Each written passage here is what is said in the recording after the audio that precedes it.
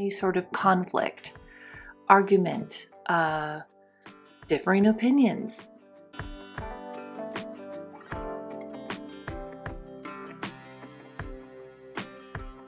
Have you ever thought, boy, it sure would be nice to have a formula so that we can create more harmony and not disharmony, not create defensiveness, but rather a free-flowing exchange of ideas, or even come to some positive resolution rather than our egos getting flared?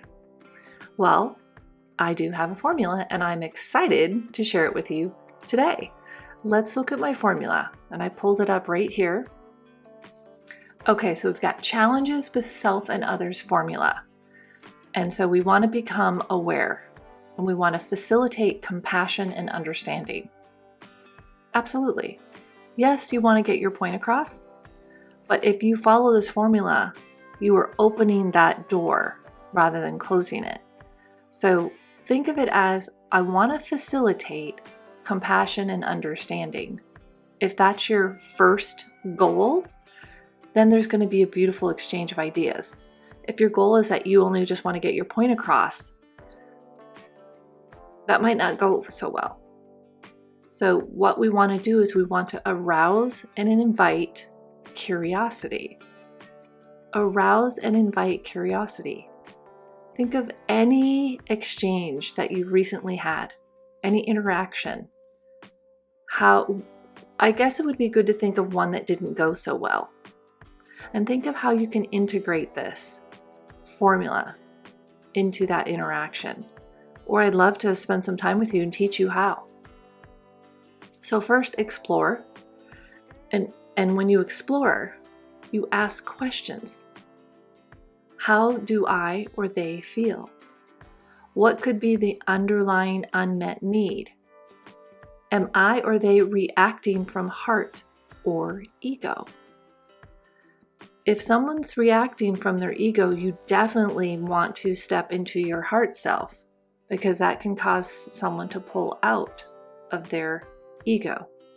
And let me tell you, if you have the goal to facilitate compassion and understanding rather than get your way, get your point across, you're going to cause them to be more open so that they do go to their higher self, and you stay in your higher self too.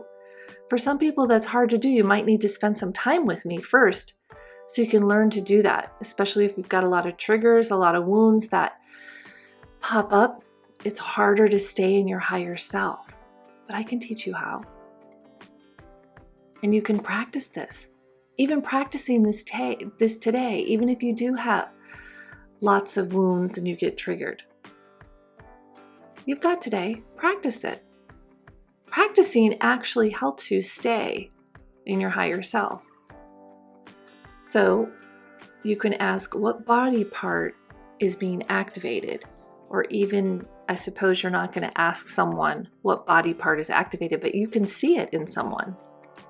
What's being activated? Be a student of yourself and others. So this formula really works when you're struggling with something internally as well. Get curious, explore. And when you're arousing and inviting curiosity and you're exploring, you also, at the same time, as we can see here, there's no assumptions made. No stereotypes, no judgments, no taking things personally. You remain unattached. It's like neutral. Be in that neutral space. Remain in a state of acceptance of what is. This is a Buddhist tenet, and it will save you from all kinds of suffering. I know you're sitting there saying, you're making this sound so easy, Kim. It's easy for me now. There was a time when it was not, but I learned how, and now I teach others how. It totally can be done. It will save you from so much struggle and conflict and animosity, and you create so much more harmony.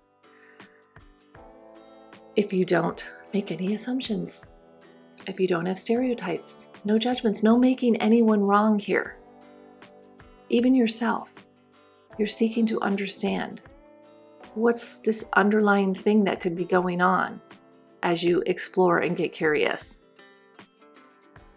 Let's not make getting curious wrong either. That happens a lot these days. But you know what? I don't care if the masses are doing it in a way that isn't honoring of others. The masses are doing it in a way to honor their ego.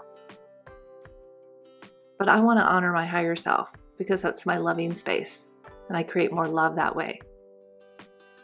So we invite curiosity, and we ask questions, and we explore, and we listen. Everyone wants to be valued, seen, and heard. Everyone. Every skin color wants to. Every human being. Because we all have this divine spark within. It's who we really are. We are not our ego.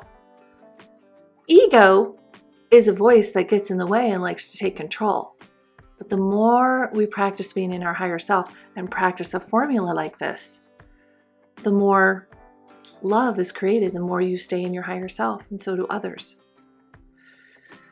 That would be great in today's world, today's social media world. Practice this really hard in your social media posts. I highly recommend that because our society, our energetic vibration in society is what creates tragedies. This is real. Society is part of why tragedies happen.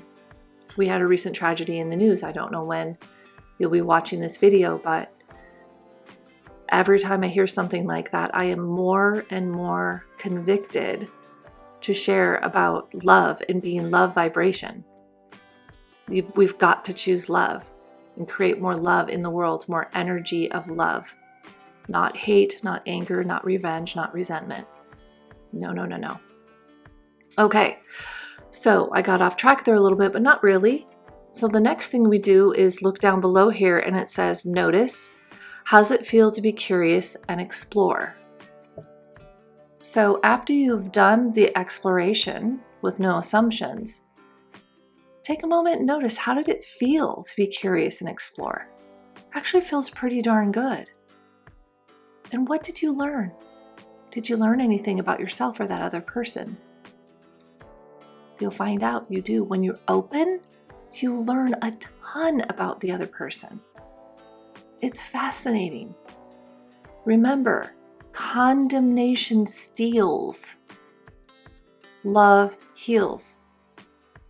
If you start condemning someone rather than actually trying to listen and hear them out, you're going to steal joy. You're going to steal peace and invite instead things like disharmony, defensiveness.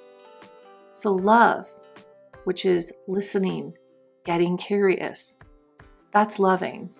Not making judgments, not taking things personally, that's loving. When you take something personally, you're actually condemning the other person for hurting you. How dare they? See? That's condemnation. See how that works? And we're going to create. Affirm the truth. Can I embrace a new mindset? Can I practice better action? Of course, we're going to end it with this. We're going to loop back around and do this self-reflection over the interaction you just had. Affirm the truth. Affirm what you learned. Did you just confirm a positive mindset that you already have? Or did it inspire you to create a mindset that would be more helpful, more loving, more positive? And how can I be better? How can I improve after learning what I've learned? I always go away with either confirming that, wow, being love, choosing not to judge someone, being open, not making anything wrong or anyone wrong, and just seeking to understand, getting curious, doing this formula. It really works. And I'm more inspired to make that choice to be my higher self and not operate from ego. It's amazing. Or, I will notice, wow, I did drop into ego and that didn't go so well. Condemnation really does steal. And I typically have to do then some patchwork. So, being love in the first place kind of is the best way to do it. All right, I hope that was really helpful. Watch again. This is really powerful. This will save you from all kinds of conflict, suffering, and create so much more harmony, peace, joy in your life. And of course, I would love to teach you how to do each one of these and spend some time with me. But for now, thank you. Until next time.